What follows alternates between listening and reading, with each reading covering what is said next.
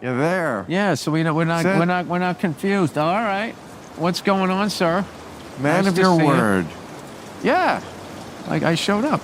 You showed up. You There said you you go. would and you did. That I means did. a lot to me. I appreciate That's it. it. Well, the bar is set low if that's all it is. Like, who doesn't show up? People, are you kidding? Well, that's why I don't are you have in guests. showbiz? That's why I don't have guests. For the most part, I don't have guests because By the way, I don't want to deal with that. That is something I also am somewhat in awe of. I couldn't do that. You know, there's some things I can do, I think, in showbiz is as good or better than anybody. But then there's things like improv I couldn't do. Mm-hmm. Rap. Rap, well, there you go. Especially right up the dome. Yeah. Well, that's amazing. That blows my mind. But also, Yeah. but just talking straight to the camera, you know, just starting and it's just you. Rush Yeah. Limbaugh did it, Yes, he did. and you do it. But that is a rare skill, my friend, to Yeah. just go. It's probably some personality flaw in the rest of my life, but in that moment, it's it definitely works. So. Well, I know a lot of people that would agree with you. Well, I mean, don't you have a childhood that lends itself to humor because of, who was the Boston comic who used to say he had a bad father like you did, and he was like, when Bing Crosby's kids were like talking about how Bing Crosby was, remember that? Oh yeah. He was like, hey, my dad used to hit us with, my dad used to hit us with your father's record. You know, Yeah, that you was know. a Boston comic. I forget who it was. Yeah. There was. But yeah, you have fodder. You know, like all of pain in life is fodder for art, right? Yeah, I mean, I guess that's kind of how it works. I mean, That's class. Look at that. When I used to drink, I used to just fill it up till it was above the ice cubes. Well, I used to drink like that too, but you know, we all have to throttle back as we get older. Those are I like that joke that you used to do. Said if you don't stop drinking as you get older, you start looking like a Kennedy. Yeah. But it's not Ted. just. I said Ted Kennedy. I mean, he did have that. He had a lot of demons. No, but he had. He would have been a hell of a stand-up. All the pain that guy had, and then the pain he caused. Ted Kennedy. Oh my God, he would have crushed it. That I mean, giant head. I know stories about him from like. Let's keep it light, huh? What could be? Where you going? You're going to Ted. You get Teddy Darkness. Can I smoke a cigar in here? Of course, you can do whatever you want in here. But I dated someone whose mother, like, was someone he visited as a lady. They had a book club. What do you defend? By the way, you were very good as Jack Kennedy in the Seinfeld movie. Oh, thank you. That was perfect. I had a great. Wasn't that a great casting. movie? So good. I've loved it. And you know what? I have to say, and Jerry was here just a few days ago. I heard terrible things about it. To be honest, I don't think know younger why. people, because I think younger people didn't know some of the references. I don't think they even saw it yet. I don't know where that came from. And then I watched it. I was like, wow. Not only is the concept so genius, the juxtaposition of the most trivial thing in the world, breakfast cereal, with all that stuff that was going on in the 60s, NASA and the Cold War, you know, all that. But what's funny is the battle that Kellogg's and Post. It's the same battle that I people know. are fighting with the Army. I loved all of that. I also loved when they went to the grocery store when Post and Kellogg's are racing to get their Pop-Tarts there. Did you notice one truck was a Ford, one was a Chevy? No, I did not. Like, there was a lot of, like, little things in there. Oh, there were. But what's funny is treating it as if it was the end of the world, the space. Yes. That's what was funny. And Khrushchev, that it was important to the Cuba, the Cold War, El Sucre, all that stuff. And the pacing, for a first-time director, I thought, I love that about it, that it just moved. You know, it Comedians just, make good directors, though. They do. like who else would be in that There category? was this guy, Bill Burr, directed this movie, Old Dads. Yeah, I saw it. It was good. You're It's all right. I thought you were going to say I didn't think it was that good. No, I didn't know you My directed. heart just went down like that. I was like, oh, God, I actually just didn't set know myself up. I actually didn't know you directed it. I directed it because there was no one available. That's the only reason why I did it, because we were coming out of the pandemic, so all the directors that were gonna shoot something in 2020, whenever the hell it was. They didn't shoot it because we were quarantined, and then they were like 2 projects behind. So they started pulling that like, it's gonna go away. It's gonna go away. You have a big future in filmmaking, very much like Louis C.K., but without Yeah, the but Louis just making movies on his own. I know. Did you see that one? I loved it. That 4th of July with Joe Yes, List? absolutely. That was No, fantastic. I mean, don't get me started on that, but isn't it time everyone just went, okay, it wasn't a cool thing to do, but it's been long enough, and welcome back to You the took world. $50 million from him. I think they punished him. Enough. I mean, for Christ's sake, it's not the end of the world. People have done so much more worse things and gotten less. There's no rhyme or reason to the Me Too type punishment. Well, it's like most things. It started off with something everyone could agree on, and then quickly it just spun out of... I remember whenever that cancel culture got to the point of where it was, I don't like some of the topics in your stand-up act. Right. Yeah, that's when it got weird. But like, that's all over. It's all over. That's What's over? Cancel culture? Yeah, no one cares anymore. That's so not true. Either one of us could get canceled in the next 2 minutes. For what? Well, if you're not doing anything, well, it's just like you did this joke about this group of people or that group of people, and I've decided to, I don't know. I feel like I'm going back 2 years of my life. mean- Like I don't even think about it anymore. Nice ashtray, by the way. Isn't that lovely? Yeah. I never know where I got anything. I probably should. Somebody gave this to me. Yeah. It's the kind of thing they used to give you when you were tired after a while. The watch and an ashtray, When you think martini shaker. when you think about like how much, when I don't know, you probably had similar upbringings. You treasured like almost every physical thing you had, even if it was a hand-me-down. Like you had just certain things in your little room. And then as you go through life, so much stuff, and you don't even know where you got all the stuff. Well, you know what about that? What's great about that is there's no upgrade, and everything became like disposable. Like electric cars are like laptops. Like after a couple years, like they're not worth anything because of like the technology, which doesn't even make sense. But like same thing with like a laptop, with phones, all of that stuff. What do you drive? What do I drive? I'm a truck guy. I got a Ford F-250 and I have an old F-100. Really? Why? The same reason. Why does a guy drive a Ferrari down Sunset Strip and never take it to a racetrack? That's what he's into. My Ferraris, I always wanted a Ford F-250, 8-foot bed, regular cab. Why? You I love it. hauling dirt? Is that guy going to the racetrack? Have you ever driven one of those on a racetrack? You cannot flip them over. They're unbelievable, the technology and the respect you get for racing of what they're putting their bodies through. Because I didn't, I was driving like an asshole. I finally realized that you try to go smooth around the track, not try to just stomp on the gas and slam on the brakes. But like, I like driving. That's why I like cigars. I like going slow because my brain goes fast. And there's something about driving a truck. It's slow. It slows me down, and I can think. You like driving? I love it. Me too. I would hate to be at that stage, or for whatever reason, where I had to be driven everywhere. I mean, sometimes you do, like when we're on the road, probably get picked up by somebody, right? You're not driving yourself in Right. Cincinnati. Right. But there's something, and I see these electric cars now next to me on the highway that, I mean, not like self-driving cars. It's insane. First of all, can I ask you a question? Why do we need that? I'll never get used to it, is the bottom line.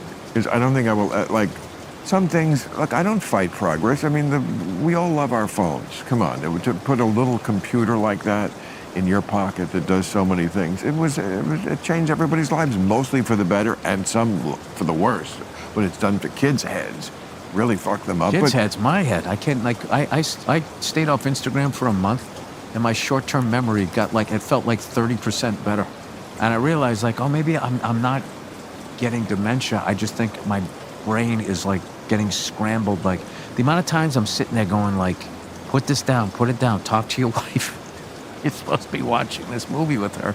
And, like, something on TV, I'll be like, is that guy still alive? Or, like, what kind of car is that? And then I'm just fucking, I'm like that, and I miss I the mean, you're whole, looking up the answer to those questions? and then that leads me to videos, and then I'm just going like, I never saw that movie Girl Interrupted, and I saw it on the Criterion Channel. Like, I want to watch that. And there's all these great actors in it. I want to see this. So I put it on, and something in there reminded me of One Flew Over the Cuckoo's Nest, and I was trying to think of the cast, you know, who was in it. Danny DeVito was in it, young Danny DeVito, and all of that. And I just went down this thing, and all of a sudden, it felt like 10 minutes, and the credits were rolling, and I was going like someone, I forget, somebody won an Oscar on that movie, and I like totally spaced on it. I think that might be the difference in our generations, which is not that. I mean, we're maybe like 13 years apart. You're one of my elders, man. I respect you for that.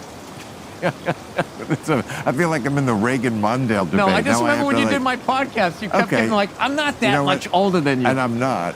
And Dude, 13 years is a long fucking time. Well, I think the point I made then, and I'll remake it for you, is that to anyone young, who is what we care about in this in this discussion, because it's like, well, we don't want to lose that audience. Trust me, when you're 25, you and I are the same. And I told you this story about How dare you? when You dress like you paint. Look at you. when Leno and Conan were going through that whole thing that we all remember as comedians so well. Remember the fight for the crown at the Tonight Show? Mm-hmm. I think it was 2009, and I was with my girlfriend was 25 at the time, and we were talking about it, and I said, well, you know, it's a big age difference. Leno's 59 and Conan's 46, and she went, yeah, that's the same thing to me. And I always remember that. So we are the younger audience. No, if you and I are just like hanging out, talking, but if we go back far And enough. you're a if we dad. If we go back like That adds 10 years. You're married and a dad. See, No, it doesn't. Yes, it does. You just hate kids. I do, but like having never gotten married, not married, not kid, that definitely closes that gap. Anyway, the point being, I don't like how you just made that point and then said anyway really quickly before I could refute it. Anyway, did you learn that in debating class? I did. Because you said anyway, I'm going to roll with that? No. Well, I mean, you got to No, play. but just like, I mean, you're like pre-stand-up spotlight, you know, as far as like, you know. What does that mean? I mean, that's just, I mean, you were like comedy on the road, evening at the Improv. I mean, that's, that's a whole different generation than mine. The point I was going to make is that this to me says two different generations. Like, I don't think many people from my generation ever have what you just described, this addiction to social media, going down rabbit holes, the attention span issue here, where you're watching something, but it makes you think of something else, and then you go to that. Just what you were just telling me. Yeah. That's like very alien to me. One of the best things you did for society is you didn't have kids. Well, you know? Thank you. I know you meant that in a snarky way. No, but we need more people like you. We do. That can just admit that I don't want to deal with this shit. The worst thing is when a person who doesn't want to have kids has kids because they think they're supposed to do it, and then they fucking don't like them, and then that kid has to spend their whole life without that love, and then they meet my kid, and then they're a fucking asshole to him. Right. That's what ends, or they met us or whatever. So like, has that happened? Had kids, your kids have had to encounter kids who you thought were shitty kids because of the parents being shitty? Well, that's one of my favorite things that they say, like when they go, you know what, kids are mean. And you know what I always say to them? I always say, yeah, you know who makes kids? God.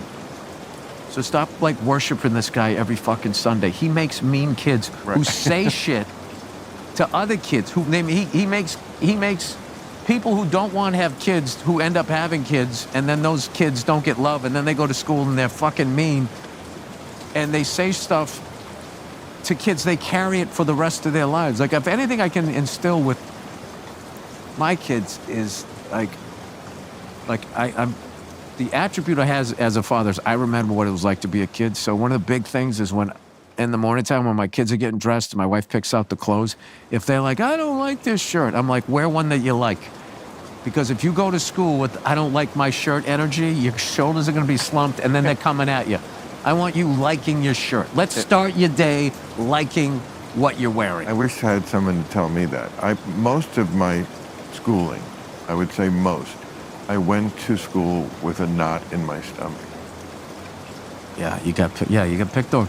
Because even if I wasn't, It was always the potential, and sometimes I was. It just never felt right to me. If you're a control freak, which I kind of am, childhood is a kind of torture because you just do not have control yet. I got happier as I got older because I got more control. I don't need the control. You know what night I remember? The first night when I moved out, and I was on my own, and I remember just being out and having nobody to answer to when I got home, and I was just like, this is fucking amazing. It's an exhilarating feeling. Yeah. It is. But then what you quickly realize is you have to become your own parent, which you have to tell yourself it's time to go to bed, or maybe you're drinking too much or something like that, because I saw, Right. you watch people mess up, not just show business, but just careers in general, because they can't, like, I feel like the people that had the most overbearing parents a lot of times, like, just that feeling when they finally move out of freedom, it's like literally, like, I think it's too much for them. Yes, it is. It's you know what it is? It's Morgan Freeman. No, who's the other guy in Shawshank Redemption who? Tim Robbins. Yeah, but no, the guy who he gets out of prison and the old guy. Yeah. Can't handle it because he's so used to prison. Hey, and now he's working at the supermarket, and he says, "Can I take a pee, boss?" And they say, "You don't have to ask every time. You just take a pee." Yeah. And he can't hack it. There is something to that. I mean, the mind is a strange place. I feel like people that watch 24-hour news networks get institutionalized to blame colors of ties rather than the corporations behind them. And they will just sit there convinced that, Trump is the worst thing that happened to this country, or Biden is the worst thing that happened to this country. And it's just like, you might want to just kind of push through that veil a little bit further. Yeah. And so I kind of have this thing, like, when I get around, like, the 24-hour news zombies, I just, Jesus Christ, was that Geritol? Nobody under the age of 50 got that one. Remember that? I was on the Lawrence Welk show. He used to peddle the Geritol. To my point, the 25-year-old is watching this going, look at these two old guys. They're not going, oh, the guy with the cigar is obviously 13 years younger. I know, but you have to go all the way down to 25 to appear my age. Well, I don't. You can see. Look at the difference. Look at the difference. You can just see the way we dress. We're not different people. This is like, you come from, the slacks generation. Like, slacks were still a thing. These are not slacks were a thing. No, I look good. That's the difference. Is that you were wearing look good. You're wearing sneakers. You don't gotta throw that in my face. You got a t-shirt on. Like You look like a fucking defendant. You look like you're trying to beat a drinking and driving charge. He doesn't have any priors, Your Honor. Look at him. He's wearing his Chelsea boots. He's a fucking, what do they call it? A productive member of society. He needs his car for work. I think that this should be a suspension, not a full-on. That's good. You ever get busted for that? What? Drinking and driving? Yes. I had a DUI in '92. It was a nightmare. Could have wrecked my life because it was just as I was starting Politically Incorrect. And I had to get a special dispensation from the court to interrupt my 14-week corrective program that you have to go to when you get a DUI. If they didn't, I would have killed to watch you in that classroom, having lost all that control. Oh. And just having to sit there in that desk. Well, it was everybody who got a DUI. I mean, it was just a cross-section of society. We weren't criminals. We were just like people, just douchebag millennials coming home from a club, and we had one too many and were driving too fast. When I was stopped, I happened to be wearing leopard print shoes. Now, if you think I wasn't going to get a ticket that night, I want to hear why. What sort of party were you going to where that seemed like? It wasn't a party. It was 1992. I had just done a sitcom, and it was wardrobe from the sitcom I had. I guess we thought, don't ask me about clothes. I'm sure you wore also ridiculous things in the day. No, I did, but I didn't, like, leopard print was always like... Leopard. That was always for that woman of a certain age that wanted, one more lap around the block.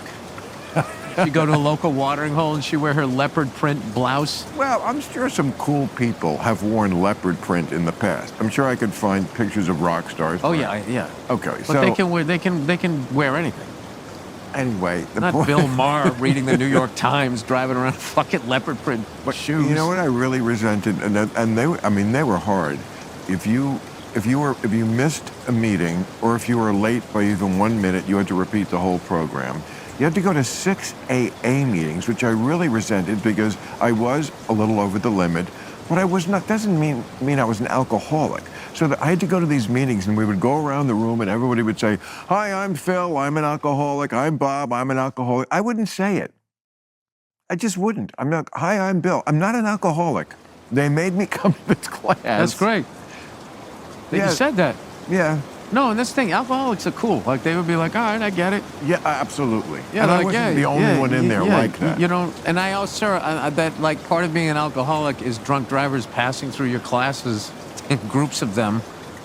Yeah, I got busted in '89. And, So if yeah. you got this DUI, that was like a part of growing up. That's all you did was drive drunk. And the thing about it is there was no Uber back then, so you just kind of had to like.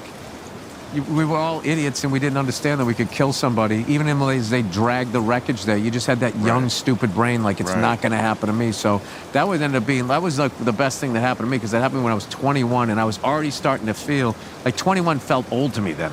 And I was like, what am I doing? You know, I'm going part-time to college, I'm unloading trucks, and I'm getting shit-faced, and I'm broke every Thursday waiting for my check. What am I doing? But like, see, how long can I do this? that is what has made you the guy who sells stadiums, which is very, very few comics. I know, but you play to the size of an audience that very, very, very, very few comics do or ever get to do. Not that many wouldn't even want to, but they don't even get the option.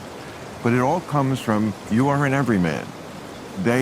Every crate you lifted, all that stuff, they see in you. And you're, of course, very funny and great at your craft, but like there is a emotional connection that they have to you. Well, you know what it is? It's a very valuable thing. I think that where I grew up, though, is another thing. Because I'm growing up. I'm trying, like, I have a hard time thinking of people in my life, all my childhood friends, everybody I worked with, every place I worked, everybody was funny. There's a weird thing about... Really? Oh, my God. Dude, there's Wicked funny? Dude, there's guys I went to high school with, I'm still not as funny as they were. And the thing about it was, what made them even funnier was they weren't trying to be funny. Well, they must be really pissed off because they're still carrying the crates. No, they just had good childhoods. They had cool parents and like they were happy and they. You said they're funnier than you. I mean, as far as I remember, like they you know. Yeah. Like some of the guys that I can't even explain. Like there's a difference. Like I tell the story, they were the story. Like these guys, they would get into a fucking fist fight. They didn't care where they were, and I always like just looked at they were like they were free. I just loved like I would be like because they were kids. Because when we're kids, everything's funny. Everybody seems funny. You're just filled with so much extra energy, and part of it you expend just giggling and laughing if you're in a good mood and you're not when you're not. No, these guys were fucking funny. I don't think so. I remember one of my. Remember it you that hear? way. No, I had a buddy of mine. He fucking, all my friends gambled. He was losing so much fucking money on the Houston Rockets. He kept doubling down, thinking that they were going to win, and they kept losing games. They had these great players, and he literally called long distance information. Not joking. He said in Houston, last name Olajuwon. And he didn't say he was going to do it. He went up and did it, and we just looked over and we just started fucking. He was high, but he literally thought that he was going to get Akeem Olajuwon on the phone. And he was going to read him the riot act the way he played that night. Like, I'm talking about that shit. Okay. Like, I would have done that as the joke just so everyone would hear it. He did it dead serious.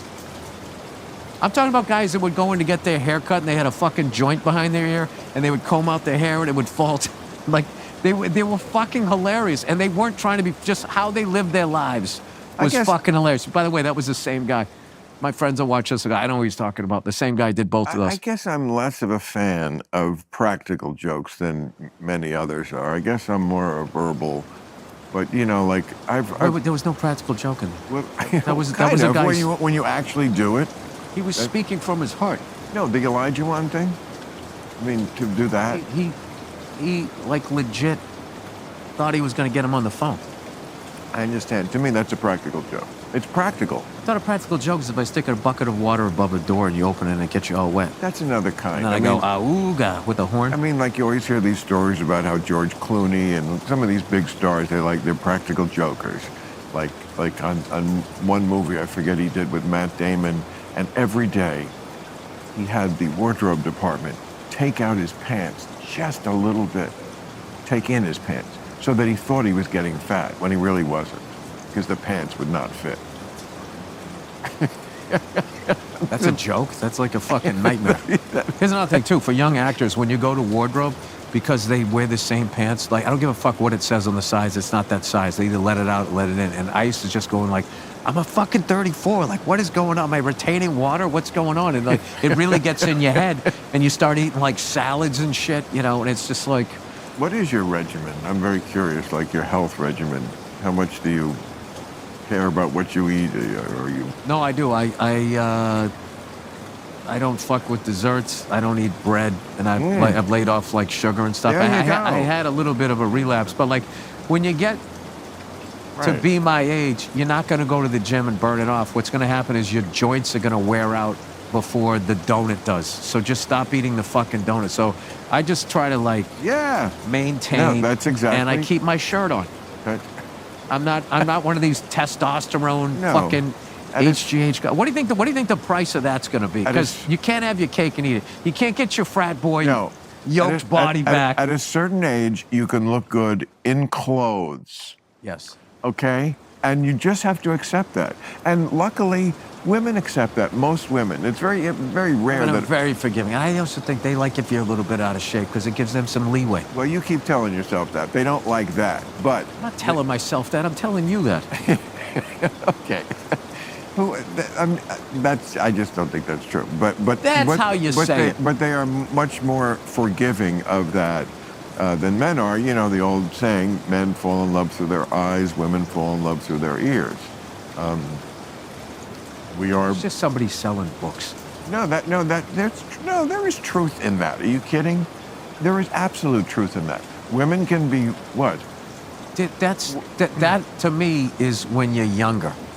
When you get older and you're actually want to get married, what you're looking for is a good person. And at that point, I feel like men and women, it kind of levels out. And at that point, you realize, all right, I got some baggage, you got some. Can I deal with your bullshit? You know what I mean? There has to be that initial attraction and all of that, but it really comes down to that. Like, you know what got me? My wife is gorgeous, but what really got me like going, who is this person? I remember we were hanging out. I had a sofa that folded down into a futon when I first met her, and we were watching TV, and somehow we were talking about dogs, and she started imitating a dog. Go, whoa, whoa, whoa, and she just threw herself into it, and it was fucking adorable.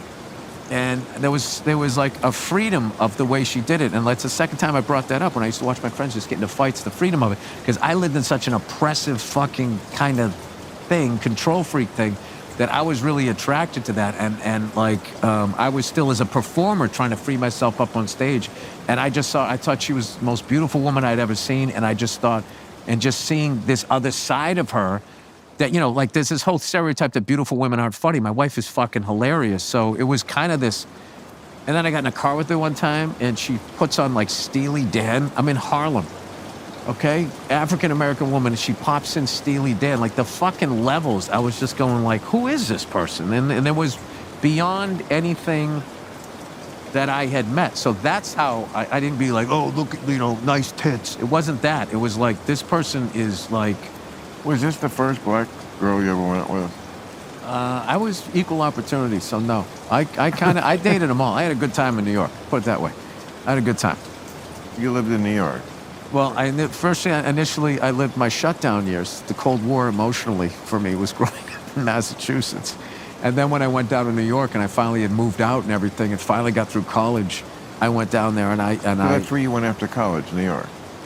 I stayed home and paid off my I paid off my college debt, and one of my buddies gave me some money because, you know, we had a big family, so I mean, you kind of had to like work your way through college. So I had to pay that off, and then going to New York scared the shit out of me. So I had a day job, and I was doing stand-up, and I was driving this piece of shit car from high school. I put a new engine in it so I wouldn't take on the debt, and I saved up, like I had like 10 grand, and then I just went down to New York, you know, and I was going like, all right, I got to get a day job.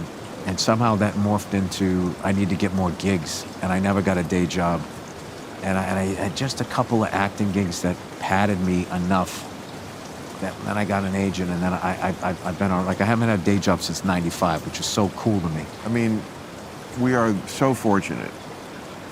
I always say, I hope there's not reincarnation, because I'm not going to pull a better life. Oh. And I know that, I mean, I know that sounds crazy to some people, like, well, and maybe it's not. Maybe it is crazy, because maybe some people live lives that we have no idea about, and it's really great to be an accountant. No, but the thing is, if it could be. But some people, that's their passion. So Exactly. for them, that's not right. That's not working, or managing people's money, or construction, or whatever. People like building stuff or whatever. I think the big thing that everybody would like is to do a job that they love and work for themselves. That's kind of the best. The idea that we're working now is a joke. We are working. It's literally a joke. This is but we are working. This is our job. Now, why can't we just say people are different, especially? You can't say that, and you just said it, and there's nothing gonna be. But we should say it. We're just different when it comes to what we want, how we relate to. No, that's true. Because I'll tell you this. Some people aren't even heterosexual, believe it or not. Here's one. They're gay and trans.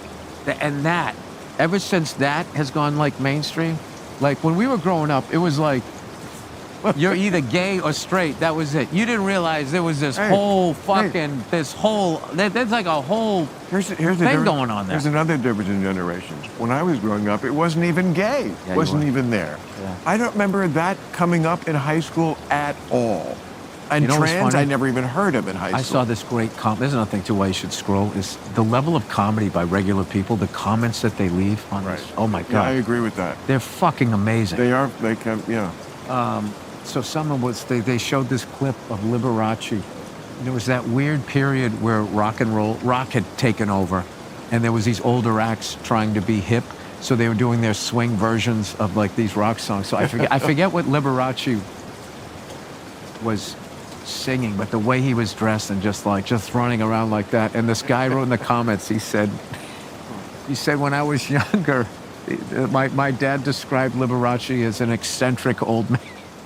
Yeah. You weren't gay. He's a little eccentric. He worded it better, but like all his homosexuality was filed under eccentric, and it's just like this. They had many euphemisms for gay. You couldn't say that in Hollywood. For example, the director George Cukor was everyone in town knew he was gay. His name was Q-Card? George Cukor, Cukor. Oh. You never heard of him? No. Phyllis. Was his brother Billy Boom Mike? What? I don't even. Oh, Q-Card. It's like all like what the camera. Q-Card, not Q-Card. All right. Anyway, he was known as a woman's director. They couldn't say gay. That was the. Well, he's a confirmed bachelor. That's another one. That was another one. Yes, a confirmed bachelor. I actually, out of all this shit, like homophobia has got to be the dumbest. It's just how somebody is born, and I don't understand why anybody gives a fuck. But it's true though. You didn't like that? It is true. I'm just saying it sounds like I deserve that a little bit, but I don't understand like why all of these people. Well, religion, right? That's what gets everybody going. Yes, and I certainly made my bones with that subject. I'm glad we're on the same page there. I am 100% on the same page. I'm not saying that there's not something out there, but it doesn't give a fuck about us, or it wouldn't have set this thing up the way it is. Right. Where that's a good way to put it. Where sociopaths seem to just fall up the stairs of success, and then these fucking nerds make all their dreams come true. Whatever weaponry or robot they want, they make them. No. Justice on Earth is like an award show. It's just random. And it gets dark. That does. Does get But dark. I would just let that sit there. Yeah. But, well, you're a great star. Well, here's something. I'll tell you about great being a parent. Is all the highs I've had as a comedian, there was no bigger high than teaching my daughter how to ride a bicycle. That day I let go and she took off was fucking amazing. What do your kids think of Daddy big star and like Daddy playing these arenas? And They don't like, really know. My daughter said to me, she's only, like, she knows now, but when she was like 5, she said to me, she goes, Dad, how come everybody knows who you are? And I just Right. go, I'm old. I've met a lot of people. I don't have like pictures of me, doing stand-up in my house. I'm just totally like, You lied to the child. huh? You lied to a child. Well, she didn't say, are you a comedian? And I said, no, I just don't bring that home. I'm dead. I don't want to be a comedian in my Right. house. But they're going to notice. Yeah, they're gonna, but I'm not embarrassed of my job. Not embarrassed. But I don't would come think home that- and be like, hey, I made bonus this weekend in the Improv. They had to add a show for Dad. Like, I would never do that. And also, like, I No, but kids. I understand that I chose to be in this business and they didn't. If they want to get in the business, I think it's a great business to be in. No better or worse than any other business. And it's just like, if you want to get into it, but don't, I'm not going to be like But there are being some positive. stage mom. There are positives and negatives, but it's undeniably a variable in a kid's upbringing when their father has fame and a great success. I mean, that's not the experience of kids, most kids. Now, there's many ways you can handle it. I mean, we see a lot of nepo babies. We see a lot of. I love that nepo baby. Everybody's a nepo baby. No, they're not. Yeah, they are. If your dad's a dentist and you become a dentist, now I don't give you credit for being a dentist because your dad was filling teeth. What a dumb analogy. Why? Because we're talking about nepo and we're talking about in. You are. I am? That's what you're talking about. No, it's that thing where they go like, I've been doing this bit about, they talk about Hollywood pedophilia, like it's not everywhere. Like the Catholic Church has to be on the Yes. fucking Mount Rushmore of that shit. Of course. And they're the Hollywood Well- pedophilia exposed. And it's Yeah. just like, did Well, you no, watch To Catch a Predator? Yeah. That was never in Hollywood. Plenty of people coming up that driveway. Yeah, no one's denying that. No one ever All made. right, well then Nepo baby, your dad has a construction company, you take it over. Does somebody call him a Nepo baby? No, it just becomes, Sanford and Son. Yeah, but it's a little more pronounced when it's in the arts because you have this. I hate that word, Why? pronounced. Jesus Because Christ. that's like a PED. You know what? You know what it was? That was like a PED for your fucking point. Your wife. It's a little more pronounced. Your wife must be a saint. Because, like, boy. Because you're such a victim right now. No, because you do like to, pick a fight about anything. You just said I was stupid. Well, that's He just came at me. That's a completely different subject. What? I just like arguing with you. I like arguing with love you. It. Are you kidding? All It's like sparring with Muhammad Ali. Who was the guy? Who was the white guy back then? Trevor Bobbitt. No. Oh my God, Wepner? Before Tex Cobb, it was. Wepner, who was the Bayonne bleeder. I'm gonna remember his name when I get out of here. So, Bill, where are you playing if someone wanted to see you do stand up? Coming up, I'm in the Belco Theater, Denver, Colorado, on June 5th and 6th. The 8th, I'm at the Greek Theater in Berkeley, California, with all your libtard friends. June 9th. I love how libtard doesn't even make sense. It's like moron came up with it. I hate bad. Come up with something better than that. June 19th, 20th, 21st, 22nd, I'm at the San Jose Civic Center in San Jose. And then at the end of the month, at the Moore Theater in Seattle, 4 nights, and I'm going to be taping my next special. 4 nights. Yep. How many nights in a row can you do without being too tired to go on? Can you do every night in a row for a while? It's more like I miss my kids after a while. But you don't mind doing the show every night in a row? No. I mean, 2 shows at my age, I can get a little You do 2 shows in one night? no, I don't. I try not to. That's crazy. I agree. I try. That's a young man's game. It is. I did enough of those. And these kids coming up, I imagine those gigs still exist. Remember the Tuesday through Sunday, 2 Friday, 3 Saturday? I certainly lived it. Oh, yeah. Oh, yeah. And you were in Portland, Oregon, and you were in Seattle, and you were just there. You were just fucking there, and it was like, it just, Right. and the hardest Well, show of I the mean- week is the second show Saturday. Oh, Knowing you still have one more to go. I did 3 shows sometime. That's what I'm saying, 3 shows Saturday. Oh, I mean, But the middle show, the first show, you just have no hope because you got 3. And the last one's the last one, so that's cool. The second one, knowing you got to do your bullshit act again, right. going, oh my God. And the third show, you know they're not throwing anybody out because no one's really showing up, so they got to sell their booze. So you had to basically throw a knife at the comic, and they'd be, hey, settle down. Settle down. I mean, But you're- that's how you get good, though. And that's how you I always hated, too, like, I don't and know. then once you got through the Saturday, that was like, okay, I'm done. And then you had to sit around the whole fucking day to do one more fucking gig on Sunday. I don't know if that made me better, honestly, that kind of bullshit. But Made you tough, right? it made me tough. That's Yeah. right. It actually didn't make the act better.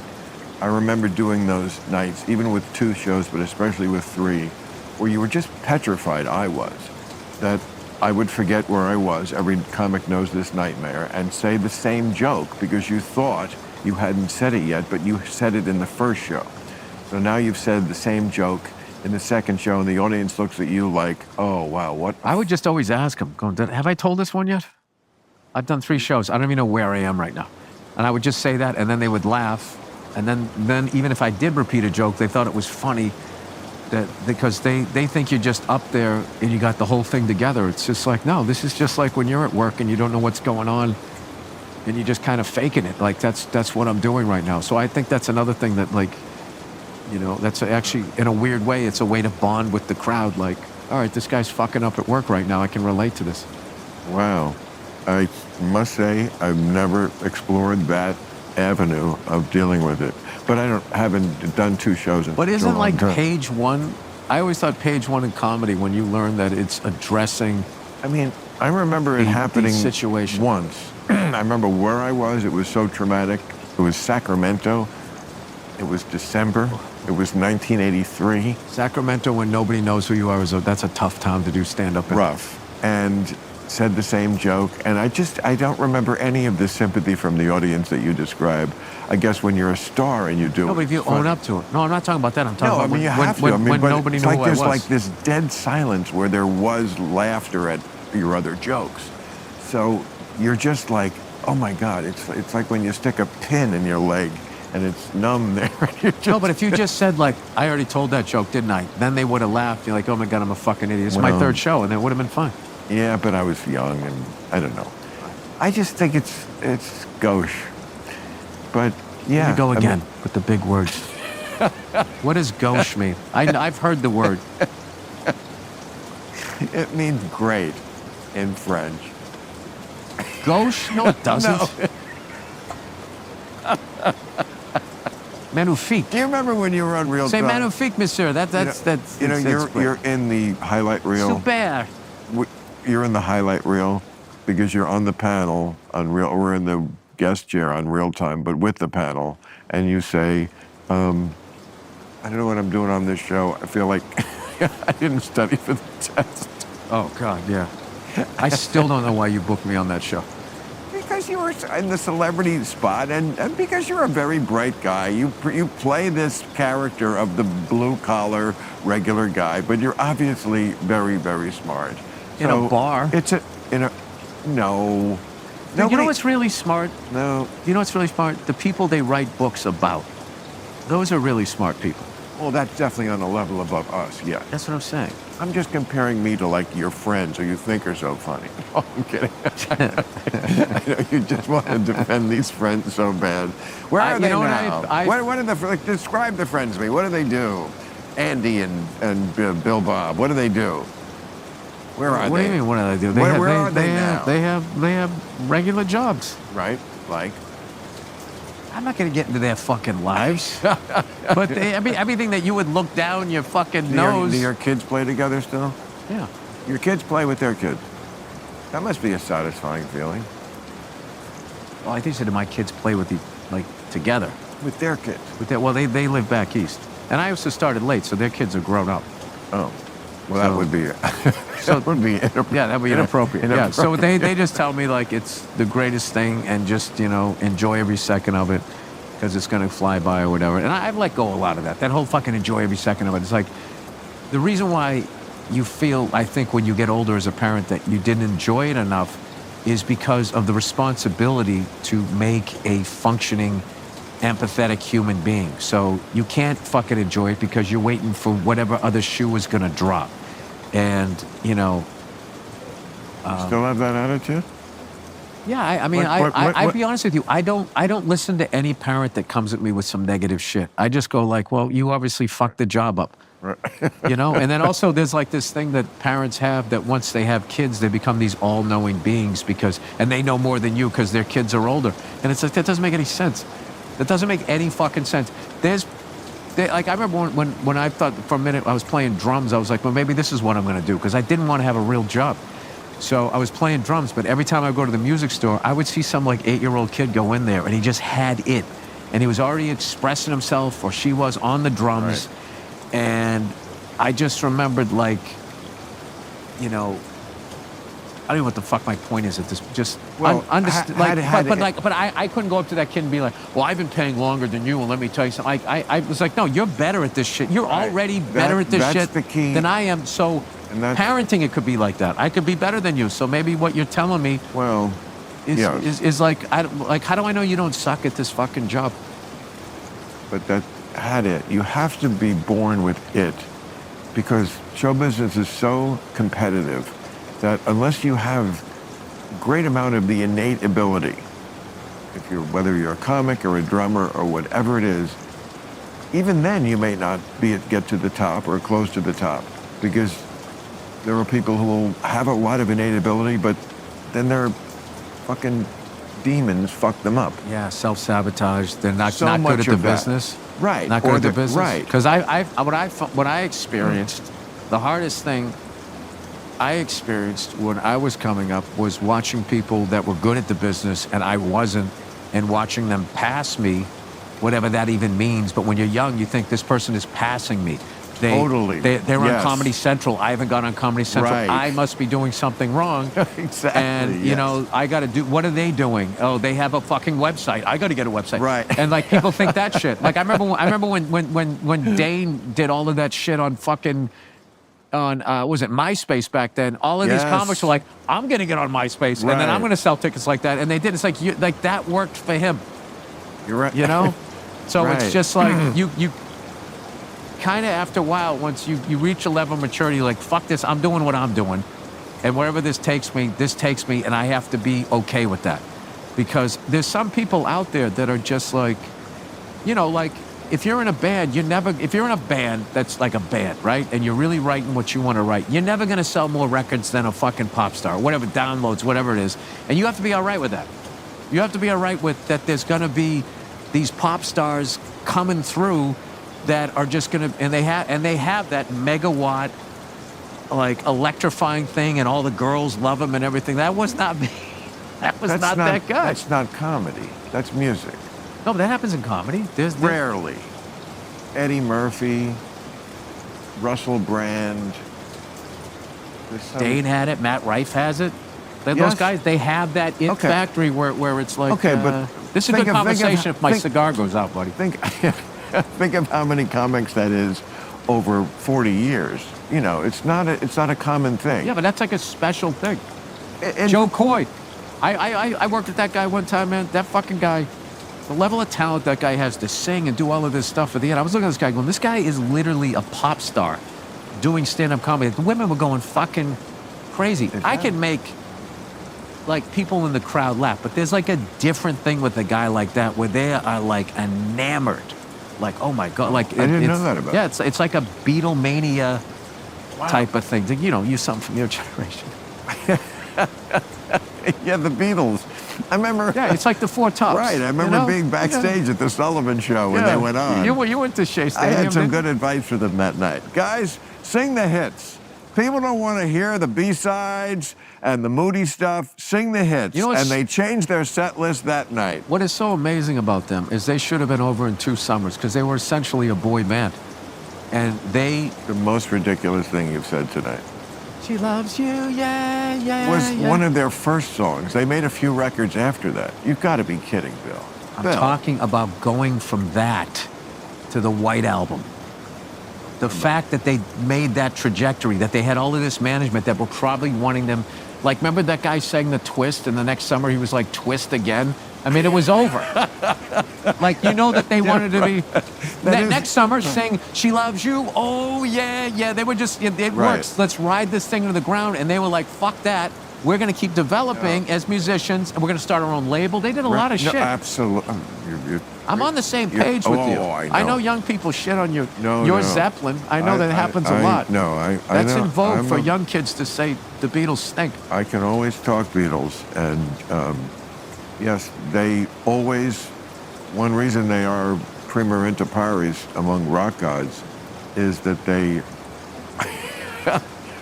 I've never heard all of those words. Was that 3 words? Was that 2 words? That's Latin for first among equals. Don't you save that for your parties when you're wearing your smoking jacket? I'll tell you, that Bill Maher is really smart.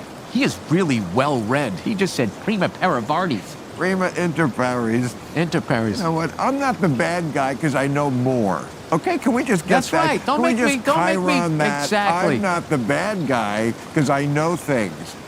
I apologize. You should say, I'm sorry, I'm not stupid, Bill. Point- That's what you should have said.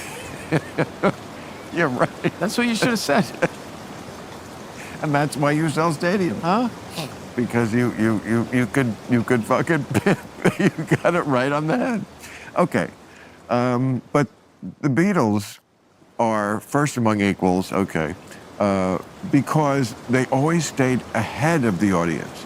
Albert Goldman, in his brilliant book, I thought, made the point that 1966, it's only 2 years after Beatlemania, the first song on Revolver is Taxman. He said, what could be less interesting to a teenager than taxes? So, But it's also relatable. not to a teenager. They don't care about taxes. I did. As a teenager, Yeah, as a teenager. Because there was like a fucking glass ceiling on the amount of money I could take home. Like I was working full fucking time in this warehouse. I could not make $300 in a week. I just couldn't. With the overtime I would get it, and they would just punch me back down to 240, 235. And I remember one year, like a fucking idiot, I didn't get any taxes taken out of my check. And I was drinking the whole fucking week, and then it came, and I owed thousands and thousands of dollars. That was one of the dumbest things I did as a kid. when I was 17, When I was 17. it was a very good year. No, I was the delivery boy for the only industry in town, the liquor and drugstore. I would do both. And I would. That's a great job. I thought it was so cool. Yeah, you know what I like? Because you didn't have to be at work. When that time when you were in your car. Yeah. It's the greatest. And I was delivering drugs and liquor. Fantastic. It whet my appetite for my future. Right. I remember I had a gig one summer washing windows in houses outside. Those fucking. I remember those stupid storm windows that they have back east. Like your fingers, by the end of the day, you had to switch fingers from just opening.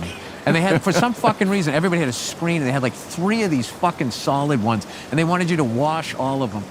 And my favorite part of that job was in between when we were driving. My buddy had this fucking sick ass. He had this F-150. I bet he was funny about it.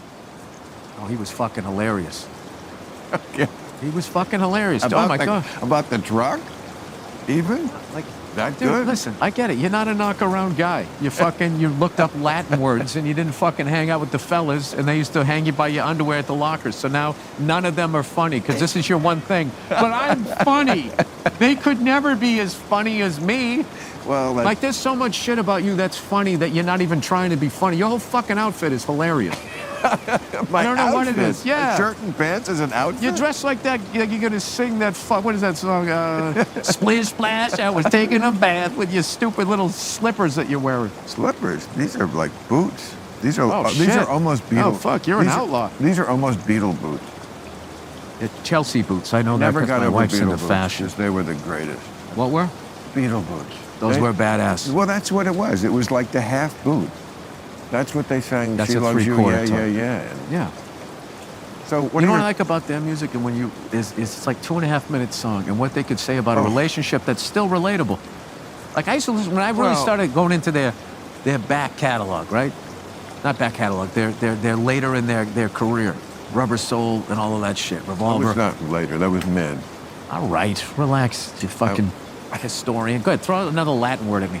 Anyway, I started like listening to the lyrics, and I would be like, I literally just went through that with whoever I was dating. Which song are we referring to? I don't fucking have them memorized. I'm looking through you. Oh, that's called What I'm do Looking you Through- know? And that Oh. fucking song is like about the end of a relationship, and you Yes. experiencing that as a young person. You don't look different, Well, but things have okay. changed. Can Like I- the love died, it's fucking over, and now you have to learn how to break up with somebody. Can I share something about the Beatles with you without you making fun of me? Maybe you'll find it. Bill, that's why I'm here. Okay. So To listen to you that- share your ideas about track 3. See, I know. I just even when I ask, it gets shot down. Okay, but I'm going to do it anyway. That's from their mid period. That's 1965, Rubber Soul. You were what, 28? That was like the first album. first. That was the first album. You bought your first Beatle after boots. I was 9. First album after Beatlemania. So it's great, and that Do you period. ever think that you're older than the hula hoop? That period, I remember the hula hoop. That's true. And that period, Paul McCartney was with his girlfriend was Jane Asher, Huh? and he lived in her parents' apartment in the garret for like 3 years in the middle of London. I'm not making this up. It's the Garrett. The garret is like an attic, like, the top of the Well, apartment. we're in California. You can just say attic. And then after that, did they move? Again. Did they move to the garage and have put some basil on their fry up? Knowing things and words, asshole. That's an asshole thing to do. To Then, use the English I word know. for fucking attic in California. Okay, but I'm one more reference away from taking this mic off and just walking out.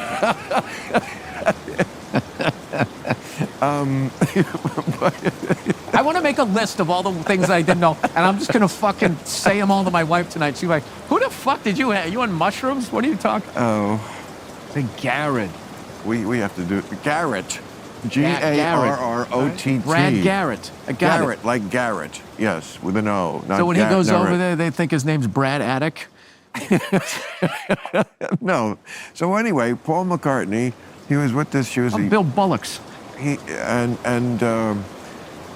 a number of the songs in that period, like that one, are really about her, and some of them are quite wistful.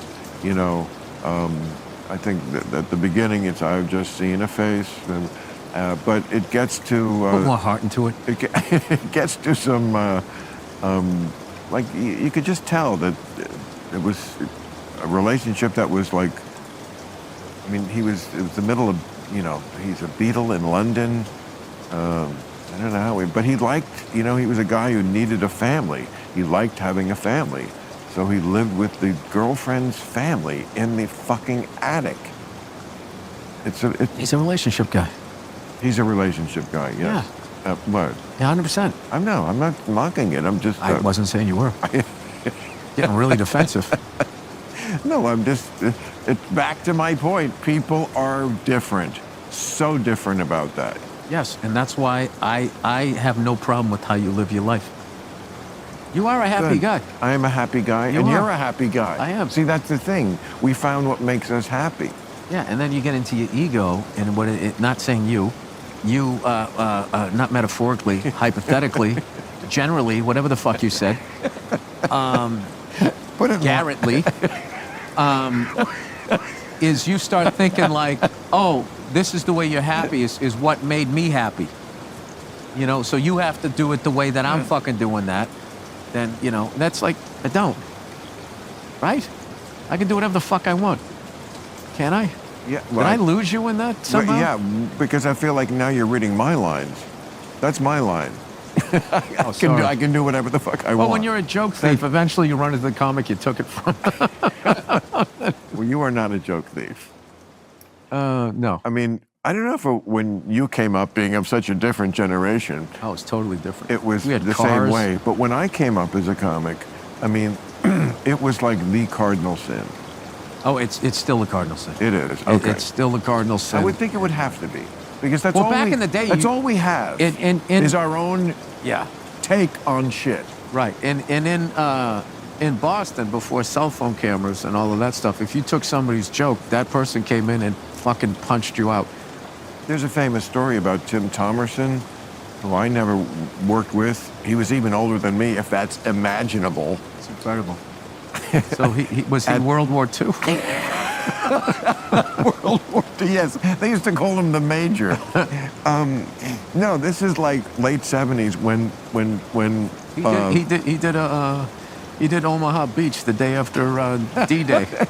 he worked with Frank It Capra. was a rough crowd. Yes, he worked with Frank Capra, and I know who he is. He's fucking amazing. I'm joking. He is? Yes. Tim Thomerson, he's one of the legends down at Comedy Store. the story was that when Robin Williams, rest his soul, a great guy, but he might have had a tendency once in a while, because he was on Mork and Mindy, to hear something at the Comedy Store, and perhaps it involuntarily got into the back of his head, and then it would appear on Mork and Mindy.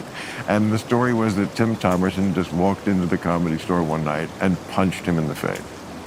Well, I mean, that's if you do shit like, I mean, and who said he was wrong? I'm just saying. Yeah, that's how that shit was handled. It was like hockey. It was settled on the ice. Yeah.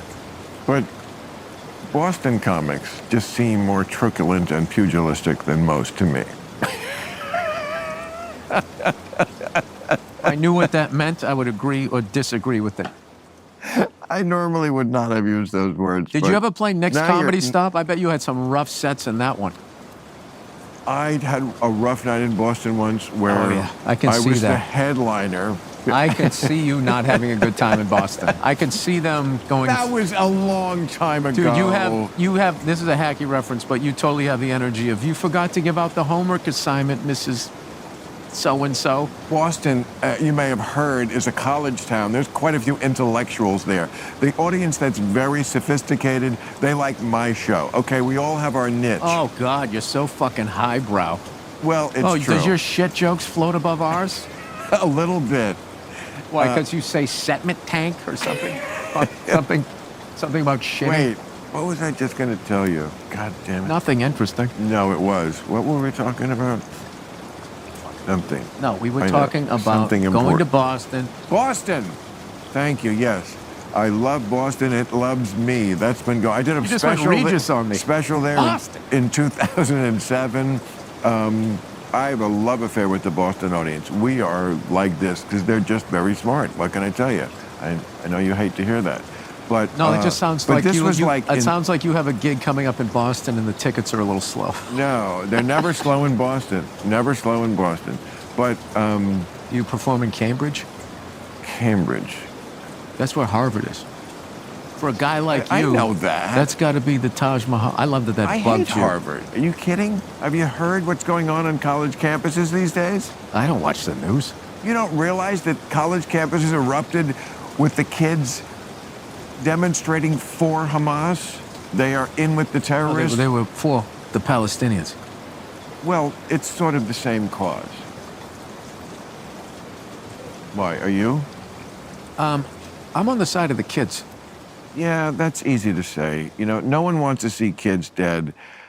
This is a war. That was very brave of you to say that. This is a war. No, I'm the one who's actually brave on this. Pat yourself on the back. It's easy to say I'm for the kids. Who's not for the kids? Well, I it don't comes underst- down to real hard-nosed decisions. Like a country. Stop talking like you're a A general. country got attacked. Israel got attacked. I'm not saying that they didn't have a right to go back. I'm just sitting there going like, how do I look at We're what? the only country in the world that they get attacked, and then as soon as they counterattack, it's like, well, we got to stop this shit now. Don't attack them. There's a very simple solution to all this problem in the Middle East. Stop attacking Israel. Hey, you Stop just solved attacking it. Israel. You just I did. solved it. I actually there you did. go. That's fantastic. Anyway. All right. We don't need to get onto that. Let's go to Russia and the Ukraine. How do you solve that one, Bill? Let me hear your hard-nosed decision about that. Well, let me ask you a question. How is war still legal? All the shit that's been canceled. Legal. Why is that still fucking legal? Would you like a real answer to that? Because for something to be illegal, you have to have the capacity to enforce it. And you can't enforce against war, or else you have to go to war with the country that's going to war. And we don't want to go to war with Russia over Ukraine. What would be the sense of making it illegal? Oh, that's really going to stop Putin. No. To stop people from going to war, you have to also put boots... You can't sit down and talk it out. Why can't Putin do a podcast with the head guy? Like, you just solved the Middle East on a podcast. Why can't they solve what they're doing on a podcast? This is why this is not your thing. Make some hard-nosed decisions. This is my It's not your thing. It's what you... It is my thing. It isn't your thing. This is not your thing. You're like that guy that has a fantasy football team and thinks he's a fucking GM. No. That's exactly what it is. Like, why am I fucking listening to you like you've done something? What have you done in Washington? Nothing. No, I would never go to Washington. It's beneath you. No, it would... Look. You would be the coolest fucking guy in Washington. You showed up with those boots it would be so and easy. no tie. They'd be like, oh my God. It'd be so easy to be... Did Kevin Bacon just come back to that Footloose town? Kevin Bacon? You could teach him how to dance, Bill. Yeah, I absolutely could. Bound, make a bound. You fucking get off your little private jet. I have a TV show. And you travel Southwest, is that right, Bill? I love Southwest. Really? I love the order. Is that how you travel? I love Southwest. Do you travel commercial? Most of the time, yeah. You do? Yeah. Commercial? Yeah. Interesting. Bigger plane, better pilots. You don't get knocked around as much. You're riding in a fucking Cadillac. The only thing that sucks about commercial is boarding. That's it. Once you're there and you got your fucking shit up there, you're flying first class, which all first class is, if you've never flown it, is they treat you like a human being. Those are the animals in the back. They just throw you back there. That was my whole career. Working my way up to being treated like... Remember the DC-9 when you sit there and your window didn't open because there was an engine there? You don't remember that? I can't... How about that last row in the DC-9? The window doesn't open. There's an engine right there, and then right across from you is the bathroom. And you got to listen to another human being take a fucking shit behind one of those things starlets used to get undressed by. I'm still stuck on you defending... Stuck on you? Still stuck on you defending commercial flights as better. Now, you can make the case that it's wrong to fly private. I get that. But I've never heard anyone make the case that it's actually better to be on Delta. That's kind of kooky. No? Oh, no, I hate Delta. Delta's the fucking worst. I bet you fly private more than you're letting on.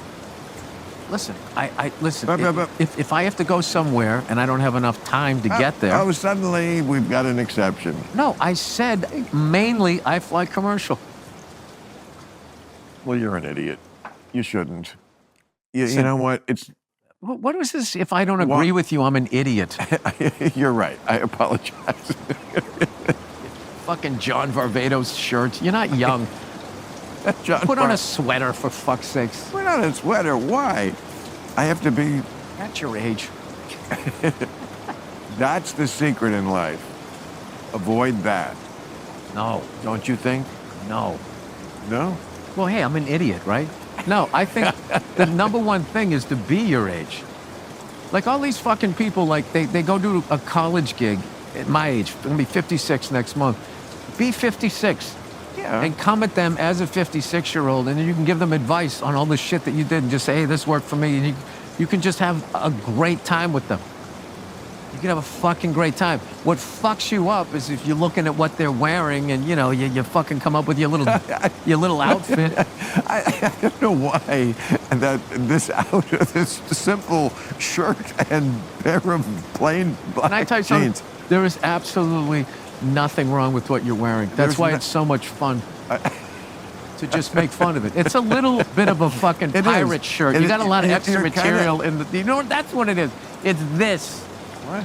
First of all, you should have buttoned that if you actually were the gentleman you're trying to be. Button this? Oh, Yeah. you're right. But You had a woman in your but you're life, right. she It's wouldn't let you almo- go on camera like It's that. almost like we're giving you like an advanced comedy test. Like, can you make fun of this? Which is All right, let's pretty not get bland. crazy like you're a It's fashion kind plate. of bland, you know. Like your opinions, yeah, exactly. Oh. And then when I fucking, So go against, gratuitous. and I go, ooh, a big word, another big G word. Look at you. You memorizing that part of the fucking dictionary? I don't have kids. I got all day long. I can read the dictionary. Use my fucking $3 words. With a guy who unloads trucks. Oh.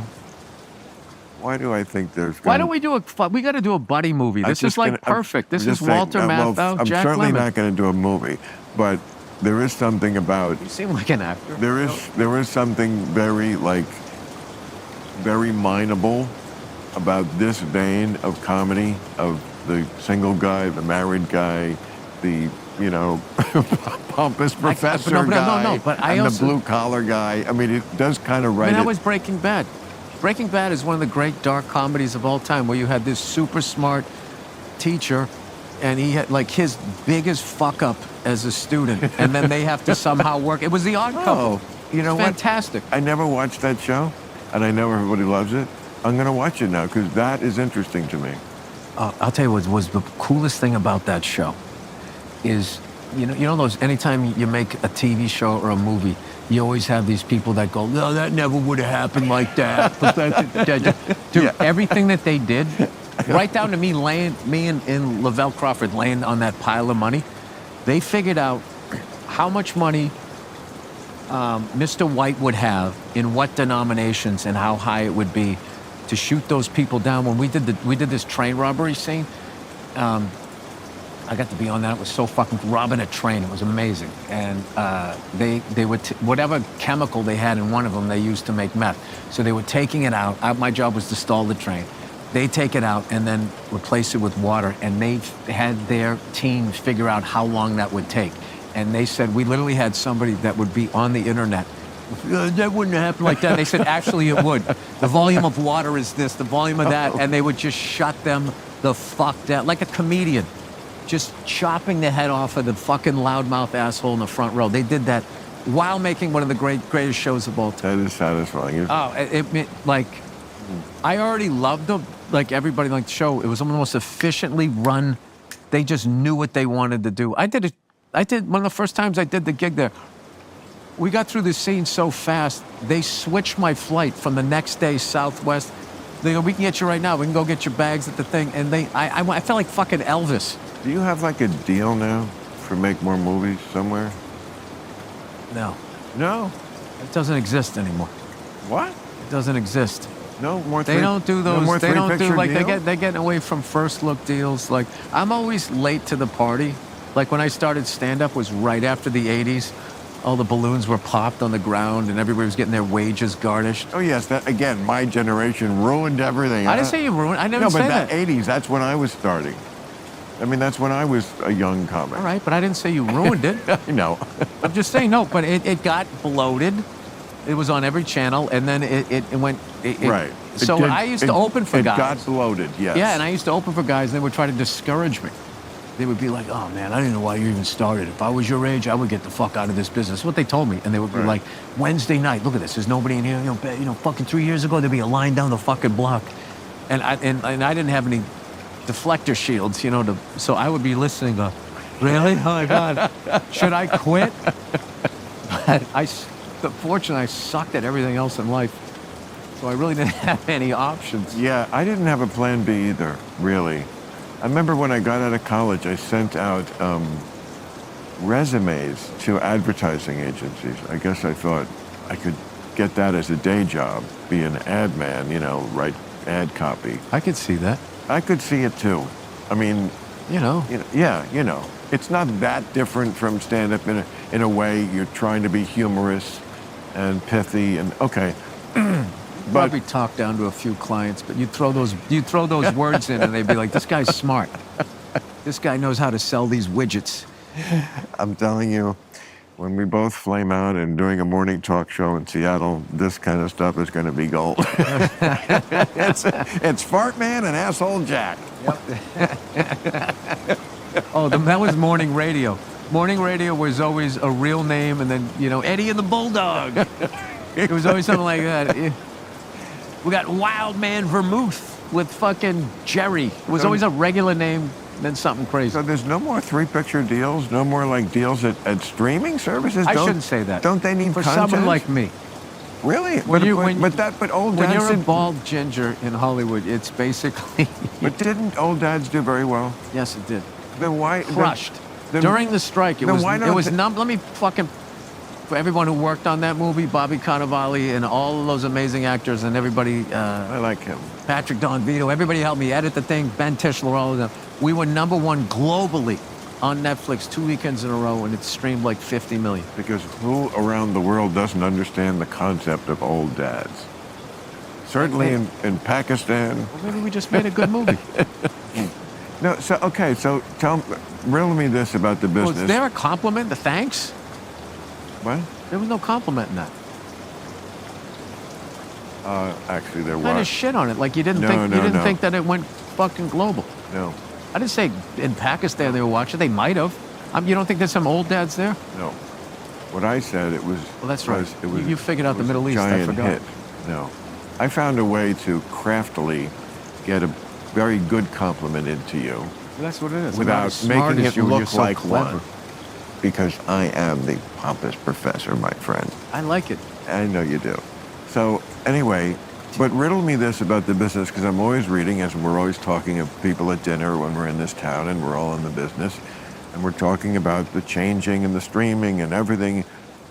Why is it if a movie does well like that, then there isn't at least a offer to do the next one? Or Because the people running it now, they're kind of doing like what Germany did, where they tried to take over the whole world, and you can't do that because there's just so many people don't want that. But there's always something in every business, like Amazon or fucking Walmart. They're always trying, let's open up across from this mom and pop and put them out of business, and we'll be the only show in town. Like, But there's how does- just always people doing that. what So does that have to do with hiring a guy who just had a big hit movie to do another hit movie? If you want to take over the world... streaming service have devalued art. Where back in the day, you used to pay $10 to go see a movie. Now $20, you get all. even talking you get about art. all We're the talking movies. about That's what I'm six- talking we're about. talking about You ask me a six- question, I'm trying to fucking answer it. We're talking about success. The movie Why had... don't you just tell me what it is rather than ask me? We the can movie save had some time. No, I'm asking because I don't understand. The movie had success. Doesn't matter if it was art or not. It had And I can suc- tell you what happened to me. I fucking went back and I pitched another movie to 2 junior executives, and I waited 6 weeks to get an offer that it was just like it never happened. Still starting out like that movie never happened. but- And that's kind of like, that's how the acting world, that's why I think being an actor is so much harder than being a fucking comedian. Because if I come through town, first time I headline your club, I draw okay, but you see I'm funny. Take another chance on this guy. I come back, even if the same 30 people show up, but you see I have a whole new act, they see it. And you've proven you're funny. I don't have to reprove that I'm funny. No. Again, we're an actor. This fucking actor's with an Oscar. And there's people going, yeah, I don't know, can they play that? It's like they won the highest fucking award. And I have empathy for actors for the lack of control they have. First of all, you do the performance, and if you're not in the edit, especially if it's a comedy, Right. and you get the wrong guy editing it, they're going to leave you hanging out to dry. Like, the actors really are like the quarterback of the team, where it's like, if you win, you're fucking Joe Montana. If you lose, you're a bust. And it, like, a lot of times, and as you're making a movie, you have no idea how it's going to come together. No idea. I've been on enough movies to know it is just always a mystery. There's so many things that can go wrong. Are they going to promote it? I Right. did this really, really great movie, Front Runner, and it came out the same weekend as Aquaman, and it was just, I saw one of the stars promote it for like 2 days. Yeah, I never heard And of then it. the next time I saw him, he was promoting his next project, and I said, "Oh my God, they're burying it. It's not going to get." And it's What just was it on? What was it? It was in the movie theaters. It was in the theater. Yeah. I mean, most. You would have liked the movie. It was about Gary Hart. I would have watched it. Gary About Hart. Gary Hart, and it was about the first politician. Never heard of where it. they went into his personal life, and there was this big debate. What did you play? I played one of the reporters for the Miami Herald, and the big thing was Oh yeah. there was like a battle at the paper. They had this great scene where it's like, we can't run this because we'll be like a tabloid. And then the big thing was Gary Hart said, hey, I'm an open book, you know, go ahead, look at everything. Right. He said that. He did. And that was their wiggle room Yeah. to get in that. And then after that, Nothing was the same. nothing was the same. But I always wondered, what did Gary Hart think? Because he had to end his campaign because of infidelities. And then, like, within 4 years, Bill Clinton comes in, and he's like the Teflon Don. None of it sticks to him. And he still ends up getting elected and does 2 terms. Like, he must have been thinking, like, oh, I could have done that. I didn't know that. Right. Yeah. I could have just went, like, you know, I did not have sexual relations. I love the look of the Terminator. I did not. Like, I always wondered if he stood in the mirror and got that bottom lip. He was something. But Yeah.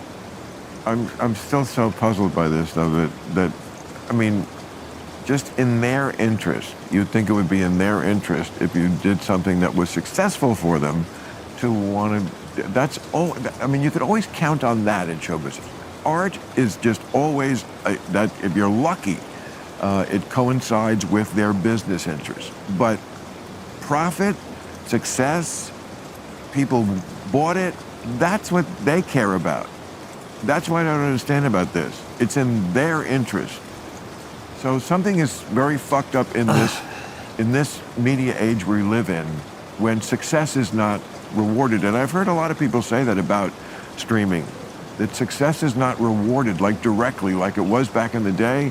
You bought a record that went to #1. You know, people actually went to the store and bought it. We knew which was most popular. Same thing with movies, the box office, like.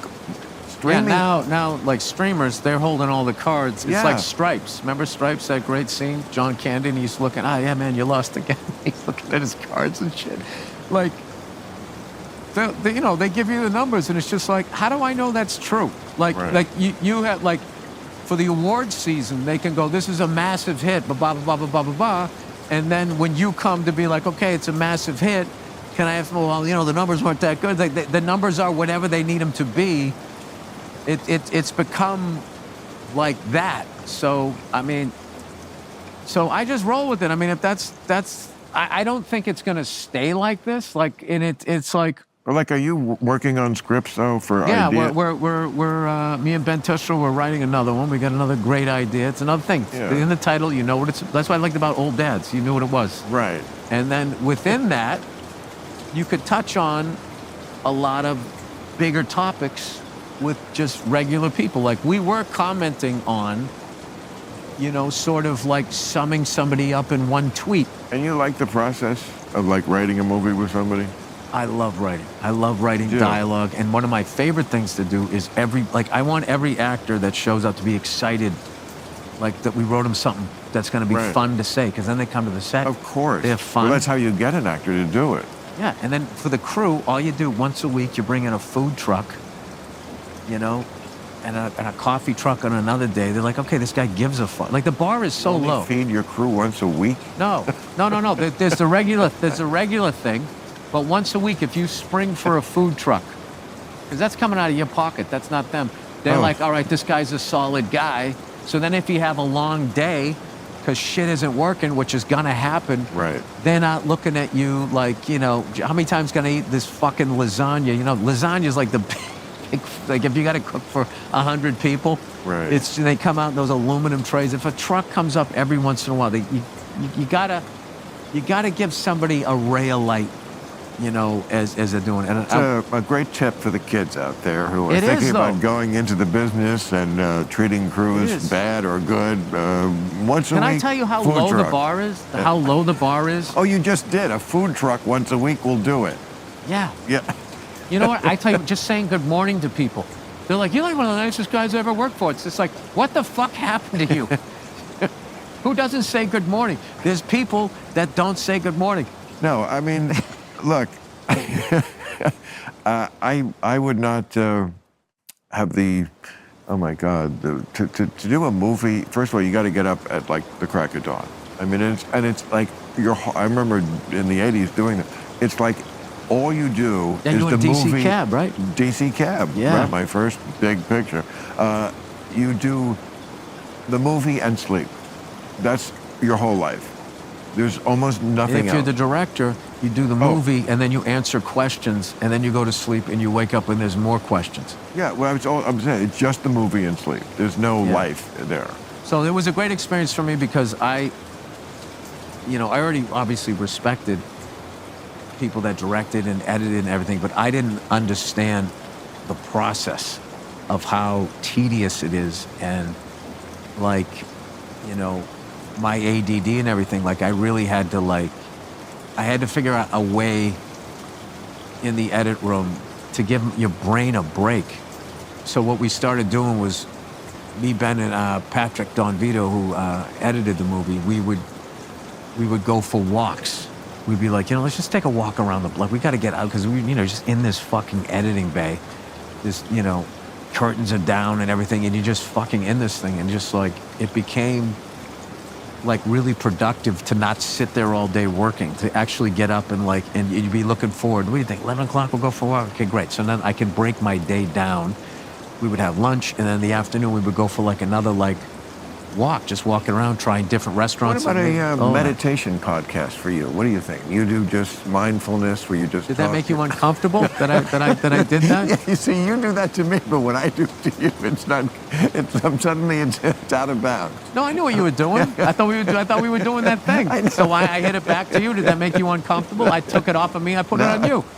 That's nothing new. No, I'm just saying. I see you doing a kind of we call it meditation for meatheads. I am a meathead. I don't have a problem with that. I am. What, it's one of my biggest it's a mindfulness. The best thing about me is I know I'm an idiot. You're not an idiot. If you were an idiot, oof. What? I mean, it's not an idiot. It's just a. You're calling me a fucking meathead, and then you're saying I'm not an idiot. You're all over the road here. It's a bit, but no, it's just that people perceive truth differently. If you've ever had a lover who was in the arts, I know you hate that term, but artistic people, they don't perceive truth exactly literally. Now, sometimes that's better and sometimes it's worse, because sometimes the truth is just the truth. And they don't see it that way. They see it sort of artistically. They see it through a Ask you a question. And I don't think they're stupider. I just think they see life through a different prism. Can I ask you a question? We got to go. Last time, Good night. from the bottom of your heart, you said to another human being, you know what, I'm wrong. Oh, all the time. All the time. Really? My favorite words are I'm wrong or I don't know, because every time I say them, I learn something. Absolutely. There you go. I didn't see that coming from you. I know, but All that extra material in your sleeves. we don't know each other, and I dress like a clown, so why would we? I mean, This is one of the most showbiz ridiculous. This is one of the most showbiz I know. friendships I have in this business, because the only time I've ever been to is podcast or your show. It's just the beginning of a beautiful friendship. Have you seen Casablanca lately? I would recommend it highly. I love it. I did. I actually It's so great. took my wife to go see Casablanca, where they had the symphony downtown. I saw it also with a lady friend. And It's very meaningful. And they had a live orchestra playing the score as you watch the movie. Oh. So cool. Where was this? Whatever that big symphony hall is that I never go to. Downtown, the Disney Center? Yeah, the one that looks all weird. Yeah, the one from artsy. Frank Gehry. Frank Yes, Gehry? he's an architect. He's an architect. I knew he's an architect. Oh, that's a big thing in your world, knowing architects' names. I wasn't trying to brag. That's an L. Ron Hubbard. No, it's just, I'm always... No, Frank Lloyd Wright. I always say L. Ron Hubbard. Frank Lloyd, that's a Frank Lloyd Wright. You knew that one. I like Frank Lloyd Wright. Right. He and his brother invented... I like Art Frank Deco. Lloyd Wright. He and his brother invented the airplane. I like Art Deco. Art Deco. First of all, I don't think you could change the oil in a car, so don't talk about fucking architecture. I can't, and I wouldn't want to. Oh, let me adjust my glasses. Why would I want? I don't want Why to. would I want to, Eliza? I'm Professor Henry Higgins. That's another great one. It's a really satisfying feeling. Have you seen My Fair Lady? Can I recommend something? Watch that with your wife. My Fair Lady. You'll really enjoy it. Some white woman spinning around in a field? Yeah. I don't think she was going to be too into that. No, that's the Sound of Music, fool. Aren't those all the same movie? No. Isn't that all Fast and the Furious for the musical lovers? No, My Fair Lady's based on Pygmalion. Oh, that's based on that. Can I tell you something, Bill? Most of the shit that you say is not smart. It's just sort of obscure. It's not obscure to a certain percentage of people. Yeah, people that are at your I'm not some altitude. giant egghead. I'm just I know you're not that smart. I know. I'm not saying I am. Which says something about all these things I say that you don't know what I'm talking about. So what? I know. There's subjects I could bring up. It's just, you're just into, musicals. You're not going to make me feel dumb. Because who's your favorite? You're so dumb you sell stadiums. Let me ask you this: who's your favorite? What's your favorite top musical? I'm not a musical fan at all. My Fair Lady was playing in the house when I was a kid, along with some other ones, but that's the one I gravitated to. I still could play Professor Henry Higgins. I'm almost still not too old to do that. I'm not going to do that, but it's one of the rare parts where I would be perfect for it. He's a pompous professor. There you go. And it's just delightful. The music is great. I'm sure you know many of the songs. I won't sing them all for you. Sing one for me. I have often walked on this street before. Sing another one. I don't know that one. I'm walking down it now. Doobie-doo. Good, clean fun. What's that? Hey, what is that? That's scat singing from your generation. Oh, that's scat singing. Right. That's one of the most annoying things ever. Scat singing. Because I get it. You sound like a trumpet. Stop it. Make it. your zoot itch. Yeah, I wasn't. Scat singing is something I have to walk away from. What music do you listen to? What music do you listen to, Bill Burr? I'll tell you the latest thing I downloaded. Willow Smith.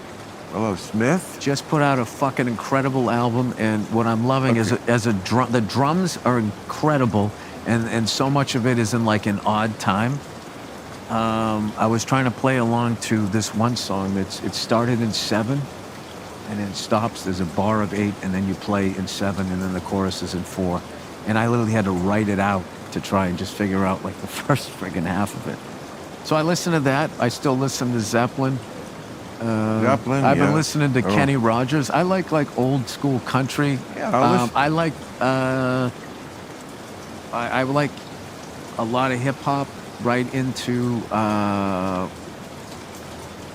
about Biggie dying and Jay-Z coming up. I liked all of that. I liked storytellers. 90s. Yeah, and then a lot of the 80s shit is really cool too, but basically the 90s. And what I loved about Biggie was he was fucking hilarious, and he was an incredible storyteller, and his stage presence was unbelievable. And the fact that he was only 24, he did all of that by 24, and I was really into that. Now, you just age out of it because people are talking about stuff. I mean, not like I could relate to what he was. Actually, Bill, I wish we could, but there's another rap war going on currently. Maybe you've heard about it, between Drake and Kendrick Lamar. And who better to discuss this? And A 60-something and a 50-something-year-old white guy. What do you make of this rap war, this sort of renaissance of the 90s rap wars? I think it's great. It's great. Great? It's great for... Somebody got shot today. Oh, well, you have to make your hard-nosed decisions. I think it's great. It's fun. I think it's fun. People Why can't we all get along? that are all Why can't we all get along? Because sociopaths want all of it. But why don't wanna share. Why Drake and Kendrick Lamar? I mean, why are mommy and daddy fighting? I don't know where you're going with this. Why are they? What? I believe the kids call it beefing. I know. It is beefing. I know. I'm single. I'm into all those no cap. Okay. I don't know anything about that world. I don't know. I don't fucking. Has 60 Minutes done you yet? See, it never stops. That whole thing about, oh, am I not? Somebody passed me. They got 60 minutes. No. No, like. but they probably, I like where I am in this business. yeah. I like that. This. I just do what I do, and whoever likes it, and whoever doesn't, moves on to something else. I don't have like Bet you that. 60 Minutes does you within the next 2 years. I'll take that bet. All right. Well, I had a ball. I had a great time. I hope so, because You're my favorite smarmy person in this you're business. my favorite whatever the fuck you Meathead. are.